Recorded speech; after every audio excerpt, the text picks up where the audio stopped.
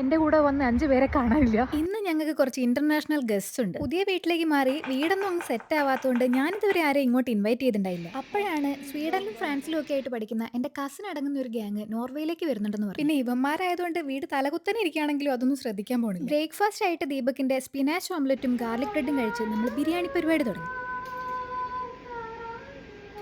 വീട്ടിൽ ആരെങ്കിലും ഒക്കെ വരിക എന്ന് പറഞ്ഞാൽ എനിക്ക് ഏറ്റവും സന്തോഷമുള്ള ഒരു കാര്യമാണ്. നമ്മൾ കോഴിക്കോട്ടുകാരെ മാനം കളയാതിരിക്കാൻ മാത്രമല്ല, എനിക്ക് വീട്ടിൽ വരുന്നവർക്ക് നന്നായിട്ട് എന്തെങ്കിലും ഉണ്ടാക്കി കൊടുക്കാനൊക്കെ ഭയങ്കര ഇഷ്ടം. ആ സന്തോഷത്തിലാണ് ഈ പാട്ടൊക്കെ വരുന്നത്. പാട്ട് അതിന്റെ വഴിക്ക് പോയെങ്കിലും ഫുഡ് അങ്ങനെ പോവാൻ നമ്മൾ സമ്മതിക്കില്ല. ബിരിയാണി ദമ്മിട്ട് നമ്മൾ പുറത്തൊന്ന് നടക്കാനിറങ്ങി. 3 വർഷമായിട്ട് ഈ ടേസ്റ്റ് ബിരിയാണി കഴിച്ചിട്ടില്ല. Wow! Super, like Paragon biryani. Yeah! കല്യാണ ബിരിയാണി. കല്യാണ ബിരിയാണി. ആ.